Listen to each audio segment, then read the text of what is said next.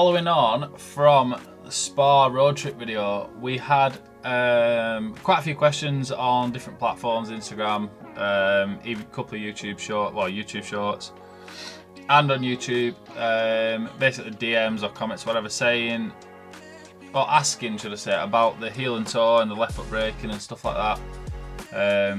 Why? Does it make you faster? Is it just mechanical sympathy? Does it just sound good? Or is it because that's just the way people drive? So I thought I'd just make a little video of, we've broken the track segments down around Spa to sort of go through why I do what I do.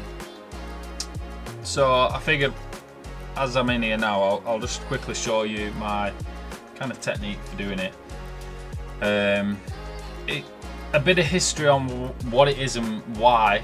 A lot of people don't understand why, but you've got to sort of understand about the mechanical working parts of a motor and a gearbox, the way that they kind of go together, the flywheels, the clutch, the bearings, even up to your engine mounts and stuff. So I think when you're driving a car to the limit, you want to kind of be mechanically sympathetic towards everything that's going on. If you're pushing a car, you need to try and keep it reliable, keep it smooth.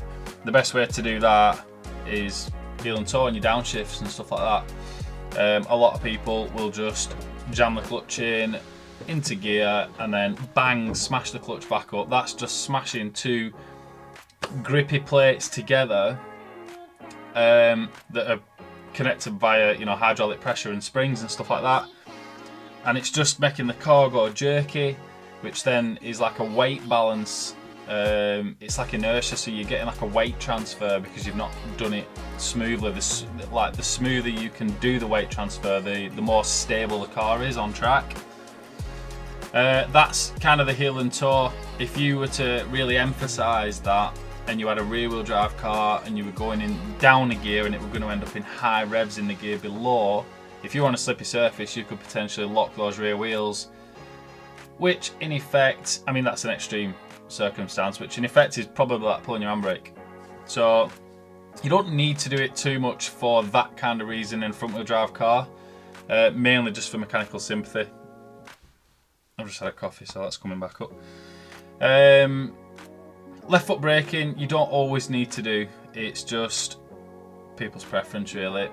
I have wanted to learn to do it because you kind of see it on all these old school Japanese, the Japanese motorsport drivers, the like JGTC drivers and stuff like that. Before ECUs took over the rev matching and stuff like that, they used to do all the heel and toe plus the left foot braking to keep the cars stable.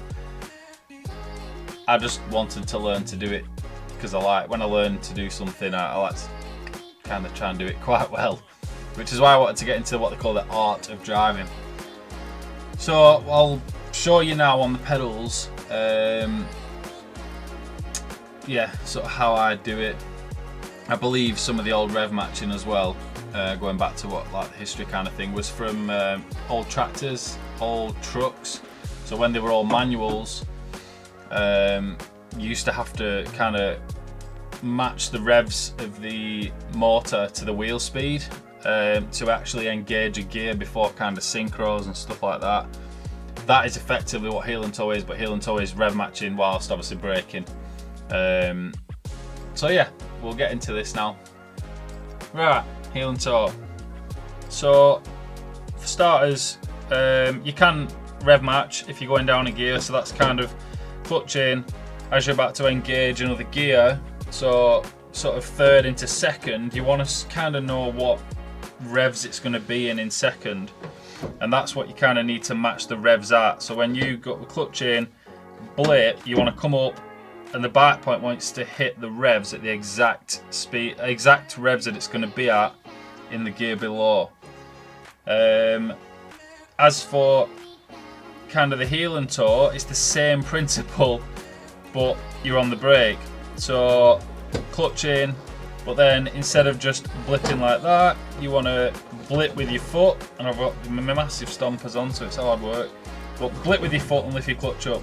So blip the foot, lift the clutch up. You want to match those revs as perfectly as you can, kind of thing, to stop that, which you've all heard it, people at the track when they're just like slamming it down into gear and the car goes and it's that horrible, like, I don't know, it just sounds horrific for one, so I don't know why anyone would not want to learn a bit of rev matching, a bit of heel and toe. But yeah, we're going to left foot brake now. So this, it's not always required, and obviously you've got to be mega comfortable with your opposite foot on the brake, which I've been doing quite a lot of sim racing now. Most of those are only 2 pedals, a bit like when you go go-karting. Motorsport technique for cars, kind of, I don't know, I won't say we're just 2 pedals because that's not right, but like sequential boxes, you know, you're going around corners and stuff like that. Same gear corners ideally, so you don't, so there's no basically delay. If you look on your data logger and stuff, say in F1 where it's crucial every split second, if you're pedals, go back to in F1, if you come off the throttle and onto the brake, there's a delay there between throttle and brake where nothing's happening. You either want to be throttle or brake, throttle or brake. That's like a timing method for left foot brake.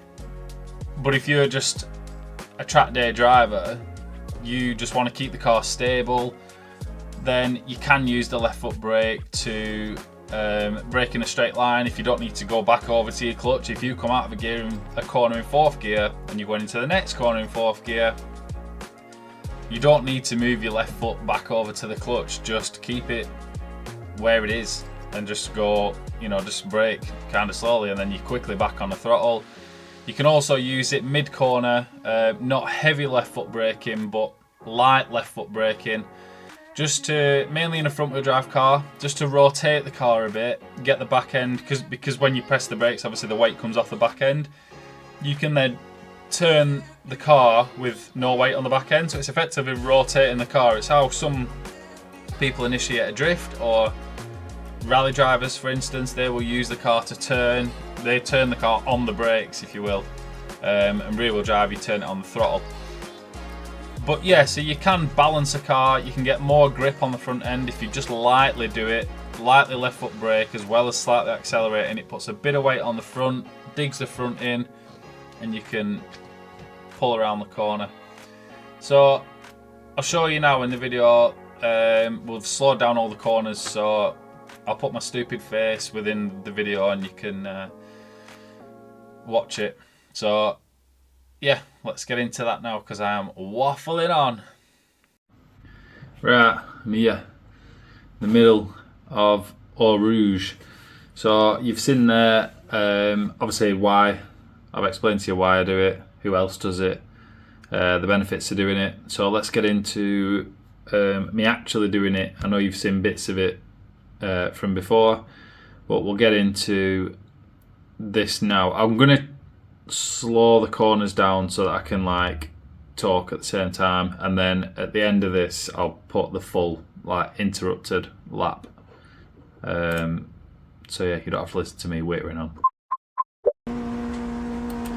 So top of Eau Rouge, 5th gear, straight, heading down Kemmel Straight now into 6th. I'll get back to you once I get to the end because it's a Honda and it's slow. 2 hours later.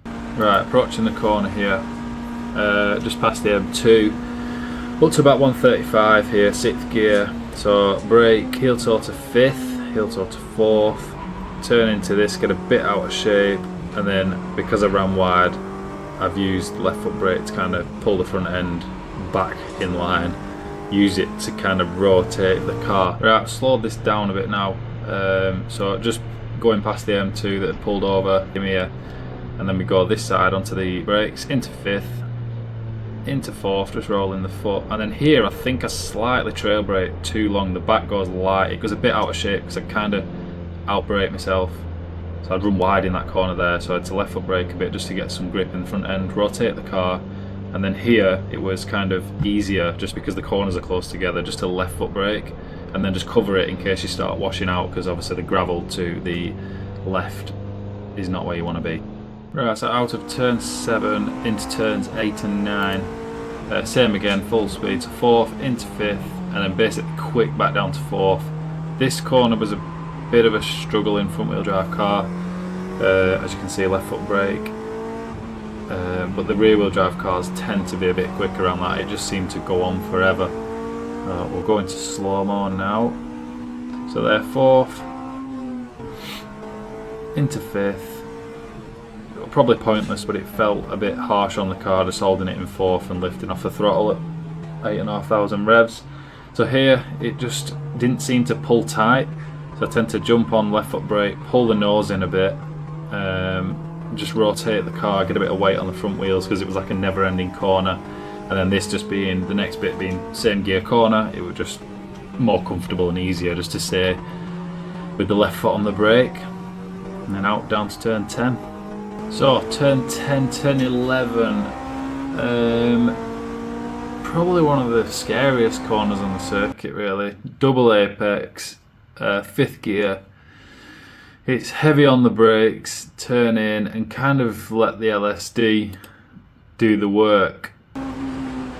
Get on the brakes hard, keep it in 5th. My car was, the gearing was kind of, 5th gear was alright all the way around, and then slowly roll on the throttle and kind of let the LSD just pull you out of the turn. Occasionally on a few sessions I needed to left foot brake there, just to, I was running a bit wide. Here it is in slow-mo now, so 5th gear, around the turn, run it out wide, no sudden movements here. This is 110, 115 mile an hour, and then accelerate out. Right, 12 and 13, gravel on both sides, so no mistakes here. 5th gear out of turn 11, down to 4th, through the S, kind of left foot brake just in case the car starts running wide. As I said, you've probably got a metre before gravel, don't want to end up there. Slow-mo there, down into 4th, jump on the brake, just get it rotated slightly, and then just balance the car on the brake and the throttle through the corner. A bit of left foot brake in a straight line, turn in, keep away from the gravel. You can get tempted to run that corner out wide, that'd be a bad mistake, and then straight down to turn 14, I think that is. So turn 14, same gear corner. So, you know, you've come out of one corner in 4th, you're going into the next in 4th. I just found it more comfortable just to keep your foot where it is. There's no point moving all your feet around. If you don't need to go down a gear, you're not going to move your left foot onto your clutch. No need.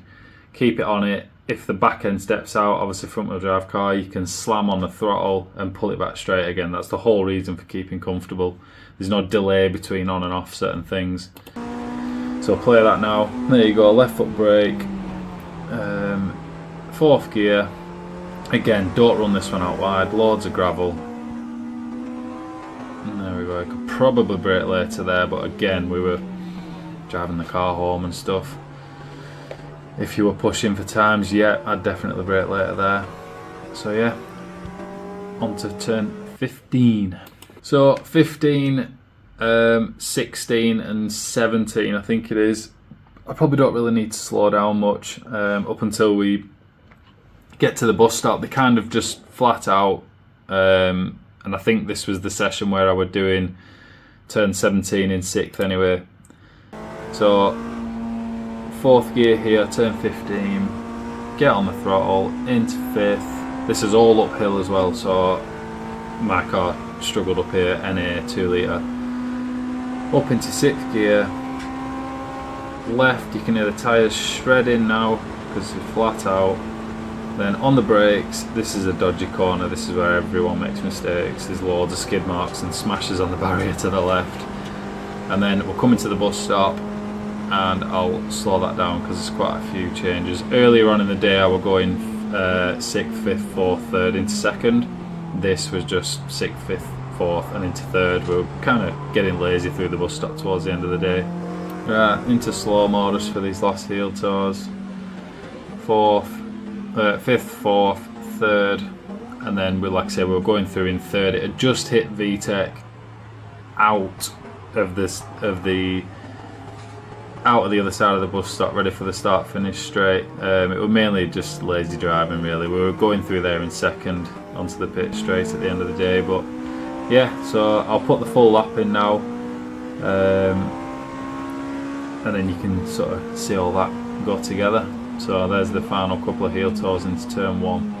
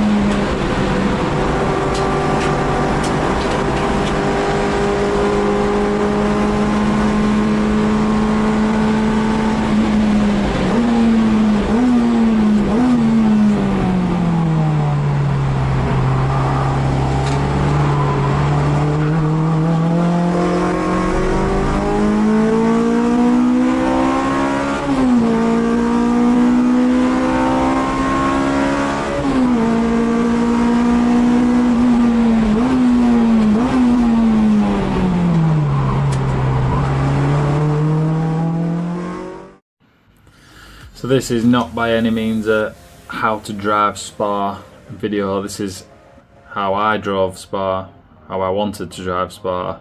But I'm by no means a professional. I just enjoy driving the car in that way, hence why I like the fast revving NA. Even though it's not that quick, I prefer to work a bit harder, good throttle response, and I enjoy driving a car that suits my driving, you know, heel and toe, rev matching, you know, all that kind of stuff. So yeah, by no means a how to drive Spa video, but basically saying how I drive Spa. Morty, get the DC5. We're going to Spa. Like and subscribe. Vielen Dank.